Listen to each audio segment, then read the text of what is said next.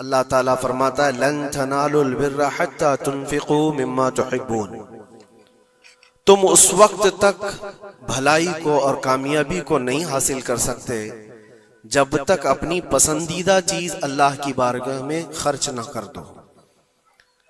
अल्लाह ताला की बारगाह में जब तक अपनी पसंदीदा चीज कुर्बान नहीं करते तुम उस बड़ी कामयाबी को नहीं हासिल कर पाओ। यहां हुक्म इसलिए है कि इंसान के नफ्स को मारना है, खत्म करना है। आम तौर पर हम अपनी पसंदीदा चीजों पर कब्जा करके बैठते हैं, उनके साथ दिल लगाए होते हैं। इसी वजह से हजरत सैयदना इब्राहीम अलैहिस्सलाम से जो कुर्बानी मांगी गई तो वो जानवरों की या उनके घर बार की या किसी चीज की नहीं, बल्कि आपके उस अजीज बेटे की जो 90 साल की उम्र में पैदा हुआ।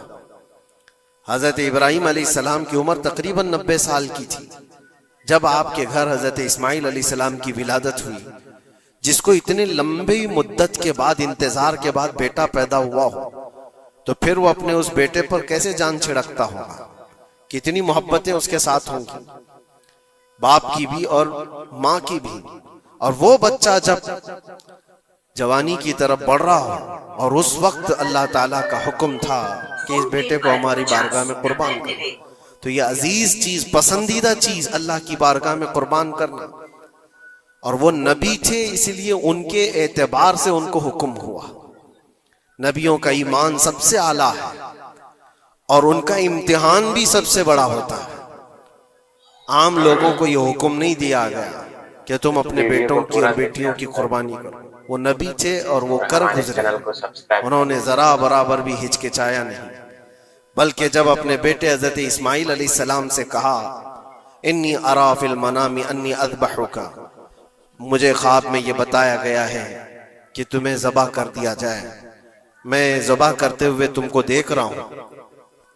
तो इस्माइल अलैहिस्सलाम ने नहीं कहा अब्बा इस छोटी उम्र में मुझे कहां मार डालोगे, बल्कि जवाब में यूं कहा फंजुर माज़ा तरा, ऐ वालिदे गिरामी आपको जिस बात का हुक्म दिया गया है आप उस पर अमल कर जाइए, मैं हाजिर हूं। फंजुर माज़ा तरा, जो कुछ आपने देखा है उस पर अमल कीजिए। और फिर ये भी कहा इंशाअल्लाह आप मुझे सब्र करने वाला पाएंगे। और हुआ वही कि इस्माइल अलैहिस्सलाम को लेकर जब हजरत इब्राहीम अलैहिस्सलाम कुर्बान गाह में गए थे तो इस्माइल अलैहिस्सलाम ने खुद कहा था अपने बाप से कि अपनी आंखों पर पट्टी बांध लो, कहीं मुझे ज़बह होते हुए देखकर आपके दिल में फिर से वो मोहब्बत ना जाग जाए जो बेटे की मोहब्बत होती है, और फिर अल्लाह के हुक्म से पीछे ना हट जाए। इब्राहीम अलैहिस्सलाम ने आंखों पर पट्टी बांध ली कि अल्लाह के हुक्म में कोई खलल ना पैदा हो। अपनी अजीज चीज, पसंदीदा चीज जब आदमी कुर्बान कर रहा होता है तो बहुत हिचकिचाता है, कितने ख्यालात उसके पास आते हैं। ये नबियों का इम्तिहान था और हर साल कुर्बानी पर हम इसको याद करते हैं, लेकिन ये कुर्बानी हमें ये दर्स दे करके जाती है कि ए अजीजो, अल्लाह ने जो तुम्हें दिया है उसमें जो सबसे पसंदीदा चीज है अल्लाह की बारगाह में कुर्बान करो। हर एक की अलग अलग चीजें होती हैं पसंदीदा, पता नहीं किसके यहाँ कौन सी चीज अजीज है, लेकिन कुछ चीजें कॉमन हैं।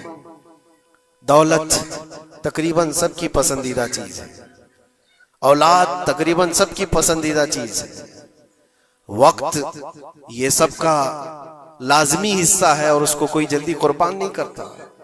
तो मेहनत से कमाई हुई दौलत को अल्लाह ताला के यहाँ खर्च करो, कुर्बान करो, ताकि तुम उस कामयाबी को पहुंचो। फिर भी आप अंदाजा करो देता कौन है हमें रिस्क, कौन देता है माल? सब कुछ अल्लाह रब्बुल इज्जत। अगर वो हुक्म करे कि मैंने तुम्हें 100 दिए हैं, उसमें से 50 मेरी राह में कुर्बान कर दो, 50 अपने पास रख लो, तो भी इंसाफ है, अदल है। अल्लाह करीम जिसका खुद का दिया हुआ है वो चाहे तो 90% अल्लाह ताला यूं फरमा दे कि मेरी राह में कुर्बान कर दो, 10 तुम रखो। नहीं, रब तबारक व तआला ने न 50 का हुक्म दिया तुम्हें, न 40 का हुक्म दिया, न 30 का, न 10 का, बल्कि साल में एक मर्तबा सिर्फ 2.5% अपने माल से निकालने का हुक्म दिया। उसमें भी हम देखते हैं कितने लोग आनाकानी करते हैं, ज़कात को बचाने के लिए हीले करते हैं। वो सिर्फ 2.5% है, 2.5। अगर किसी के पास 100 हिस्से हैं तो उसमें से 2.5 ये अल्लाह की राह में साल में एक मर्तबा कुर्बान करने का हुक्म है, ज़कात। लेकिन माल की मोहब्बत कुछ लोगों के दिलों पर ऐसी जम जाती है, उसको बचाने के लिए वो कई तरह के हीले बहाने करते हैं। जबकि ये भी मैं आपको बता दूं, इनकम टैक्स जो होता है वो तुम्हारी इनकम पर लिया जाता है। जितना तुम कमा रहे हो उस पर टैक्स देना होता है, लेकिन ज़कात इनकम पे नहीं है, ज़कात सेविंग पे है। जितना तुम बचा रहे हो उस पर ज़कात है। तुम कमा रहे हो कितना, उस पर कोई ज़कात नहीं। अगर तुम महीने में 1 करोड़ रुपए कमाते हो और 1 करोड़ रुपए पूरे खर्चा भी कर जाते हो तो साल भर में तुम पर कोई ज़कात नहीं, कोई ज़कात नहीं। लेकिन हाँ, अगर बचा करके रखते हो थोड़ा हिस्सा तो साल भर में वो बची हुई हिस्से पर अल्लाह की तरफ से ज़कात का हुक्म है। इसीलिए इस्लाम में ज़खीरा अंदोज़ी जमा करना ये एक बुरा काम है। इसी से दिल पर मैल जमा होता है। जब माल ज्यादा जमा होता है तो दिल के ऊपर मैल ज्यादा जमा होने लगता है, और अल्लाह ताला अपने बंदों के लिए नहीं चाहता कि तुम्हारे दिलों पर माल की मोहब्बत का मैल जमना शुरू हो जाए। इसीलिए हर साल उतना हिस्सा निकाल दिया करो। अजीज़ान गिराम वक़ार, ये तो माल के मुताल्लिक था, और बाकी अल्लाह ताला कुरान में ये भी फरमाता है। मिसाल के तौर पर मैं आपको बता दूं, अल्लाह के नबी सल्लल्लाहु तआला अलैहि वसल्लम के पास कुछ चीजें आई, आपने तकसीम फरमा दिया। कुछ एक हिस्सा कुछ बाकी रह गया था, गोश्त था या खजूरें थी। उस गोश्त का हिस्सा घर में रखा गया। आप सल्लल्लाहु अलैहि वसल्लम ने बाद में पूछा कितना बचा है और कितना दे दिया गया। कहा इतना इतना इतना सब कुछ बट गया, एक टुकड़ा कुछ बाकी रह गया। तो आपने फरमाया हकीकत में जो दिया गया है वही असल बचा हुआ है अल्लाह की बारगाह में, और जो हमने रखा है ये तो खर्चा होने वाला है, ये हमारे लिए है, और जो दिया गया वो हमेशा अल्लाह के पास रहने वाला है। मा इंदकुम यनफदु व मा इंदल्लाहि बाक। कुरान में अल्लाह फरमाता है जो तुम्हारे पास है वो सब फना हो जाएगा, और जो अल्लाह के पास तुमने दे रखा है वो बाकी रहने वाला है।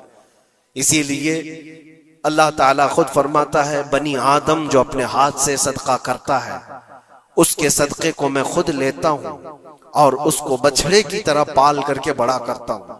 क़यामत के दिन वो बंदा आकर देखता है एक सिक्का कुछ खैरात किया था अपनी जिंदगी में, और वहां देखो तो पहाड़ के बराबर नेकियां उसकी होंगी। वो पूछता है इतनी मेरी कहां से आ गई? तो रब ताला फरमाता है तेरे उस छोटे से सदके को मैंने पाल करके इतना बड़ा किया। तो जो तुम दे रहे हो अल्लाह के यहाँ वो बाकी है, वो बचा हुआ है। होता यह है मेरे अजीजों, जो चीजें हमारी अजीज हैं, जो महबूब हैं, उसको हम कुर्बान करना नहीं चाहते जल्दी।